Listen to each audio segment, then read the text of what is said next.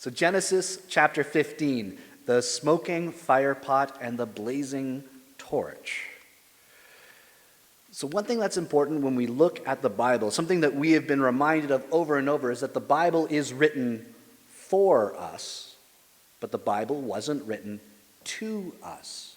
There's context to try and understand what's going on, particularly of a document that comes from a different language, a different time, and very different experience of people than maybe what we would look for naturally. So I used to work for this youth organization called Young Life.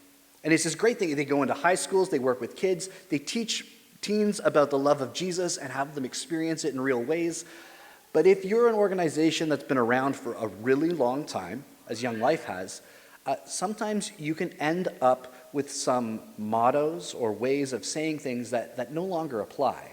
So when Young Life started, they were trying to think, how do we explain how teenagers are important? And so they used the language of the day, and what they said was, Young Life, we touch teenagers. Yeah, so obviously as times change, at the time nobody thought anything of it. As time goes on, you start to think, that's not really describing what we're doing. Let's not do that anymore. So they actually made a new motto, Young Life, you were made for this. This idea that you're made to be in this great experience of Jesus. Okay, well, that's maybe something we can work with. In the same way, we just have to remember that context changes over time. Context changes how we experience things. I'm of the age where if you told me, oh, well, that's sick, I would have to look for context clues, because that sick might mean something is ill, something is disgusting, something is really cool, or maybe a whole variety of those things. Words change over time. Context changes over time. When I gave this message the first time I did back in Nebraska, we were doing all of these strange stories of the Bible. I was going just by what the title in my Bible said. The smoking pot and the blazing torch. And after I did this message, I put it on my YouTube channel, and I was surprised. I suddenly had a whole bunch of people clicking on my message. I wonder why that is. This is great. What is it about this strange passage that people are excited about?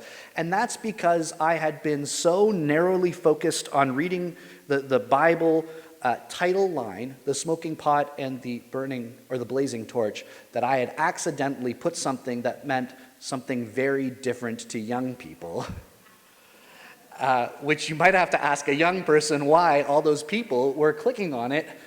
I see it now, but I couldn't come up with a better title, so we'll keep going on that. See, when we read the Bible, we have to remember that we are visitors to the text. We have to go and wrestle with it. That's why we think we should read the Bible as community.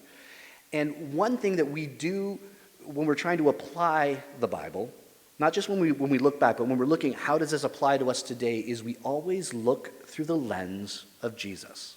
But there's going to be times where we read things in the Bible and it's not going to make sense. And welcome to 2,000 years of trying to wrestle with that and have it not make sense. But when we look to Jesus, Jesus gives us clarity on what it means for us to live out this following of his way, this different kingdom way. So a little background on today's passage as we've been looking through the book of Genesis. Genesis is a total story built of all these smaller stories that points us toward the Exodus. Because the first thing that happens in the story is actually the book of Exodus. This is compiled, or kind of led to be compiled, probably by Moses himself and the people working with Moses. And he goes and looks back and tries to answer the question, how did we end up in Egypt? Who is God calling us to be? And what does that mean for us as people who have escaped Egypt on the other side of that story? So Genesis is this looking back, this remembering and collecting of all of these old stories that have been passed down and looking at it in such a way that helps to explain what it means for us to live things out. Reminder that Genesis is from the ancient Near East. It's in a different language. It was written before the invention of capital letters and small letters. Why can't I remember what those are? What do you call small letters? lowercase. My children are learning about that, and I can never remember that term. Before capital letters and lowercase letters, it was written before we had punctuation, and Genesis was written before the invention of vowels. So we have to enter into this text with some humility and know that as we wrestle with it and try to understand it, that we have to do a little bit of work to get there. So in Genesis, right at the beginning, we see a God that creates. And from this creation that was all good, we start to see, as humanity enters in, there's this problem of sin that will be described, this problem of things continually spiraling out of control. That very quickly it goes from this garden and everything being okay to suddenly shame, to being kicked out of a garden, to moving further east and further east, to the first children listed there as one murdering the other.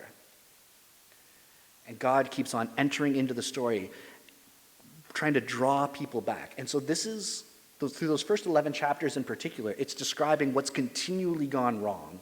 And then it comes to chapter 12. And chapter 12 is the linchpin here because a person is introduced to us named Abram. He's not named Abraham yet for a few more chapters. He doesn't get that new name.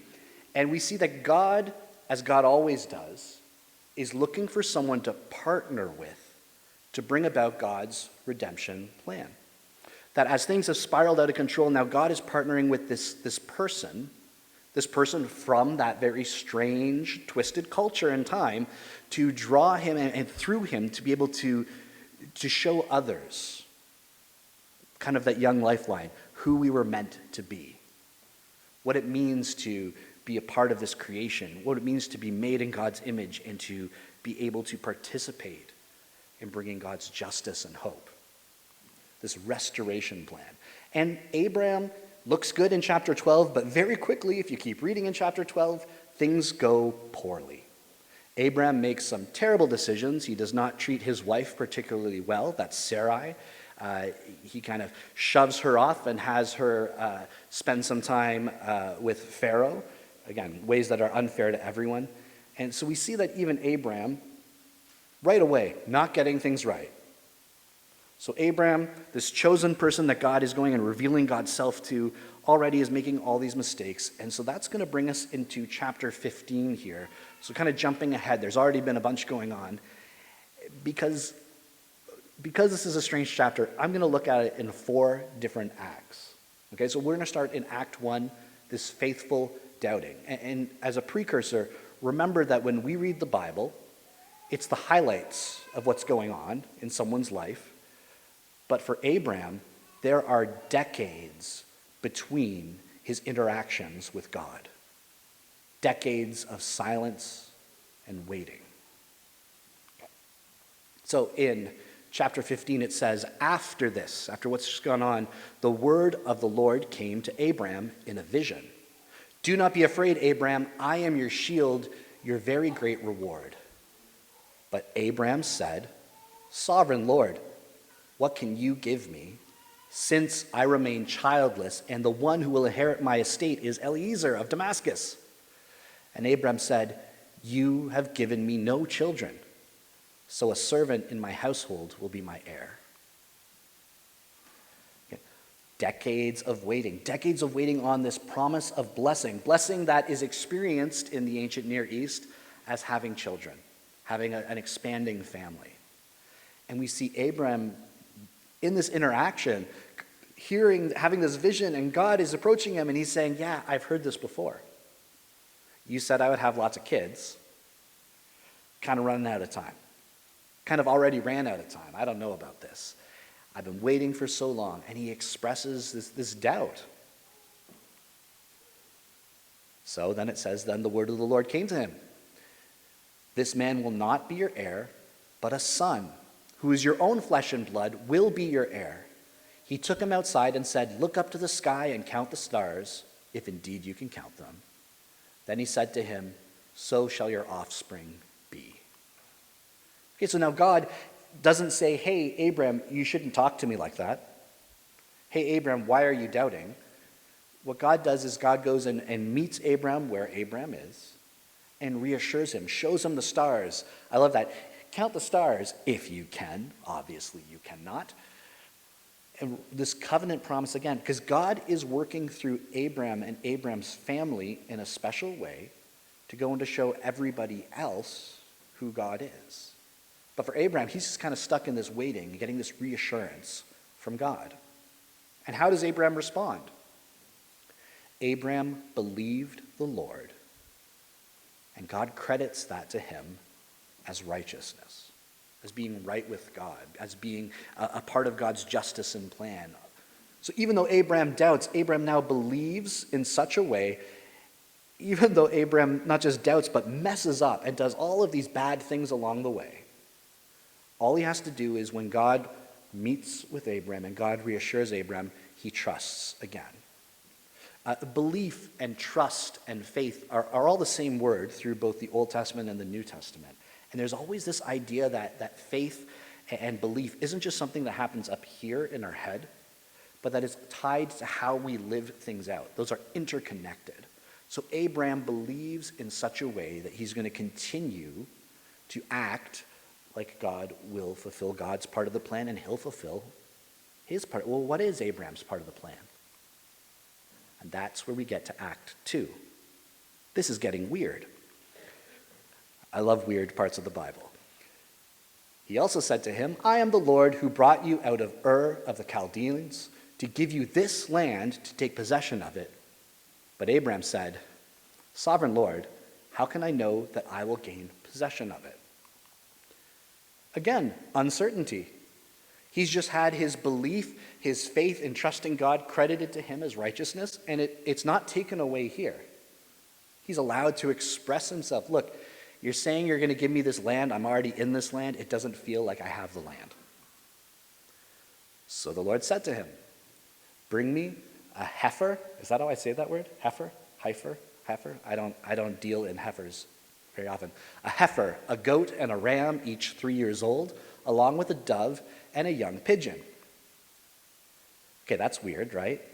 We haven't seen anything like this in the Bible before. There's a strange assortment of animals going on. But it seems like Abraham understands. Abraham brought all these to him, cut them in two, and arranged the halves opposite each other. The birds, however, he did not cut in half. What? What is going on? How do you cut a heifer in half and lay it on its sides? This is a very difficult task. So, Abraham understands because Abraham is from the ancient Near East where this makes sense. And God is speaking to Abraham in a way that Abraham understands because they're creating something called a covenant. A covenant is language we'll see throughout the Bible. This is really the first we're seeing it. It's this agreement, or I guess we did see a covenant with Noah. This agreement, this contract, it's mutually binding. A covenant is kind of like a marriage, right? There's some sort of a ceremony to it, and then you're legally bound to each other. Maybe a covenant is best seen like a cell phone plan. You can get divorced, but try to break a cell phone plan. We should be giving pre-cell phone plan counseling sessions, not just premarital sessions. But that's kind of what it's like. It's very difficult to get out of. It's this mutually bound, binding contract. And this is a strange kind of contract. There's a ritual to it. That means there's these actions, these things that have to happen. And there's an implied curse. So basically it's like we're making this agreement. It's in this strange way to us, normal to them. If I break this, may I be like these animals spilled out on the ground. This curse, it's recognizing we'll keep our sides, but also if we don't, things are going to go very poorly for us, and we're agreeing that that is an acceptable outcome. And in case we thought that this was not weird and gross, it says, then birds of prey came down on the carcasses, but Abram drove them away.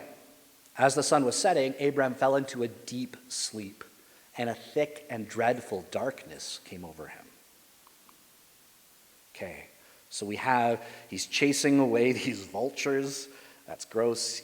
It's coming into evening. It's about time to do this covenant. And then he starts falling into this sleep. And it says it's a thick and dreadful darkness. There's almost this dreaded sense, maybe like we'll see later in Psalm 23, the valley of the shadow of death. We're seeing some of that here. That somehow now maybe Abraham is realizing what he's getting himself into. He knows how good he's been at doing his part of the plan. And now he's saying, if I don't do my part, uh-oh. So there's this dread, this darkness coming over him, and he falls asleep. Which brings us to Act 3, dream a little dream. The Lord said to him, know for certain that for 400 years your descendants will be strangers in a country not their own, and that they will be enslaved and mistreated there. But I will punish the nation they serve as slaves, and afterwards they will come out with great possessions. Okay, so this dream is happening, and he's being communicated, seeing this future that, again, the people who have written this down already know. We're seeing the stories now connect, right? There's going to be a time where your descendants, this promise, it's going to seem like it's going poorly.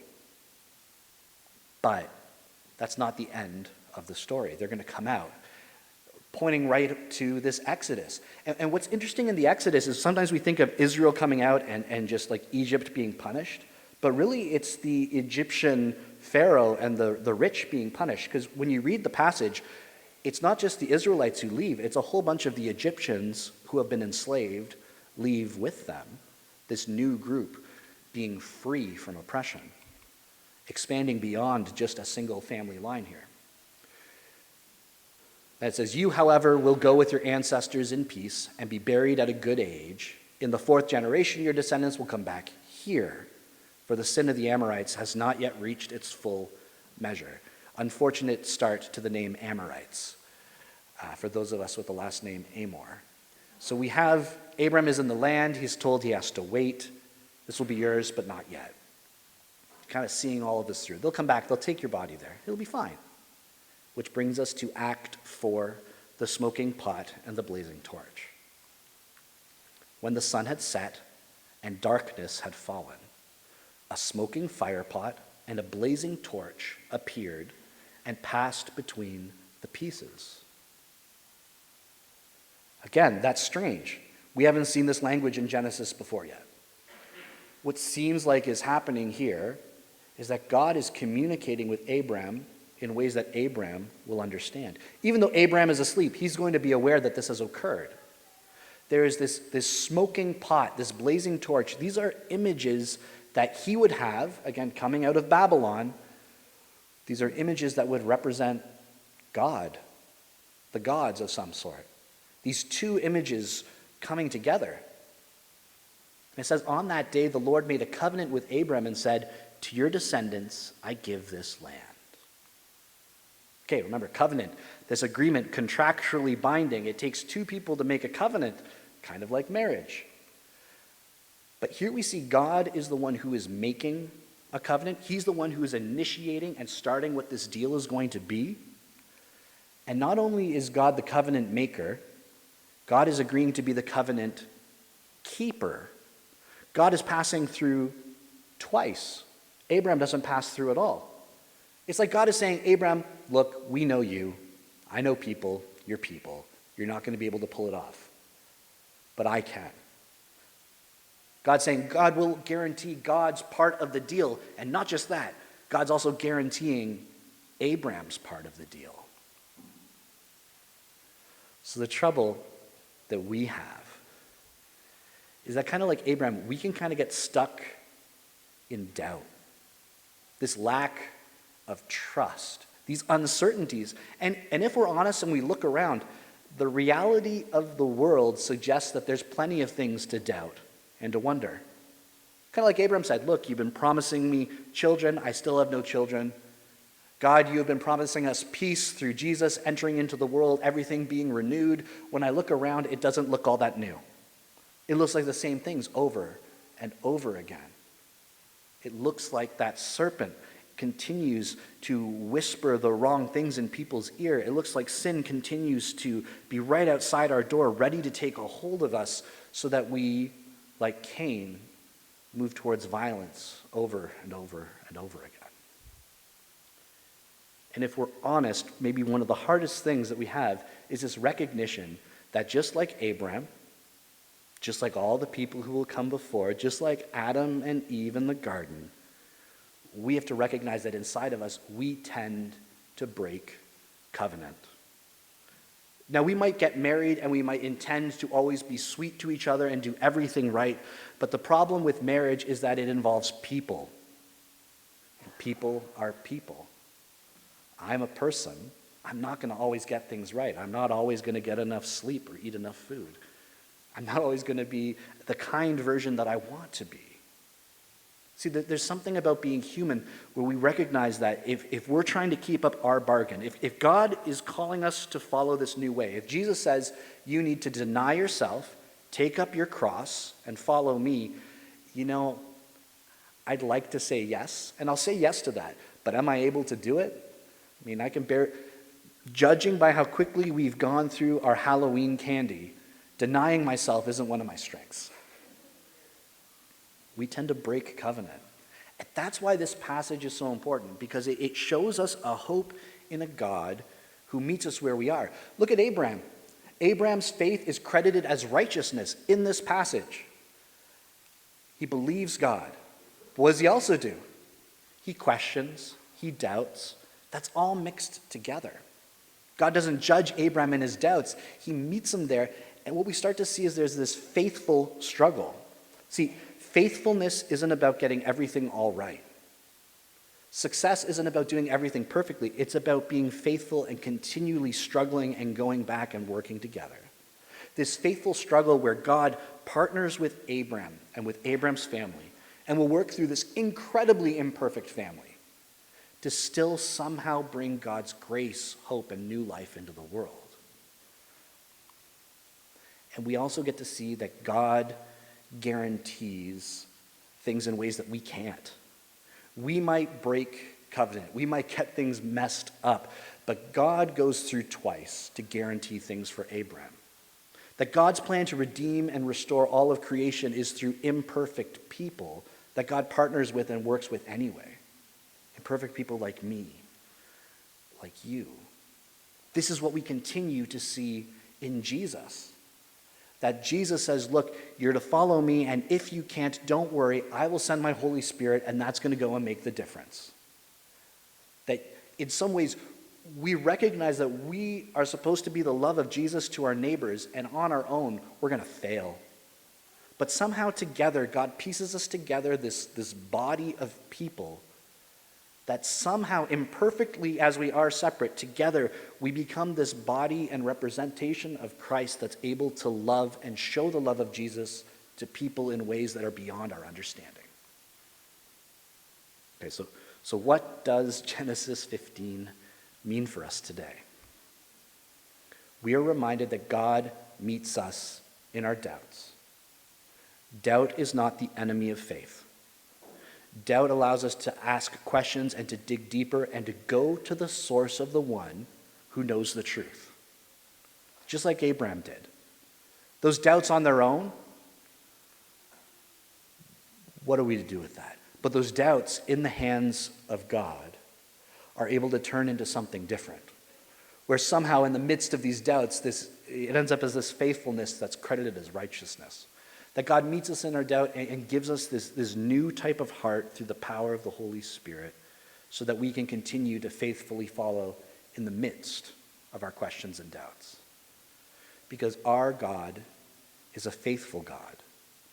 That we might drop the ball, but God continues to be God. God continues to lift us up. God continues to call us to turn back around and follow the right way. God continues to chase after us and meet us where we are so that God can partner with us. And we see that in Abraham's life, this faithfulness that's eventually given to him as a child. Again, right after this chapter, Abraham's going to mess up a whole bunch more. But God remains faithful. Jesus remains faithful in ways that continue to call us to follow this loving way. Again, we might get confused. We might not always understand what the Bible's saying to us. So God came to show us exactly what it means. That we look to Jesus, and Jesus shows us exactly what God is like and exactly who we are called to be. Life as it's meant to be. You were meant for this. And just like Abraham, we see that faith, in this intermixed with doubt, isn't just this intellectual assent to ideas. Faith is acted upon. When God calls Abraham to go, Abraham doesn't know what's going on. He just goes. Believing doesn't mean anything if it's not lived out. That's the same thing that we'll continue to see through Jesus' brother, Jacob, or James as we call him. He'll say that faith without actions, faith without works, faith that's not lived out is just a dead faith of ideas. Our actions, how we live, how we love, will tell the truth about what we really believe and who it is that we really follow and serve. And our neighbors, if we're following Jesus, will experience that as radical love. That's what we're called to. And that's what we see in Genesis 15. A God who guarantees even the stuff we can't guarantee. A God who works through imperfect people like me, like you, and yet is still able to carry out his perfect plan to bring redemption, hope, and love to the world.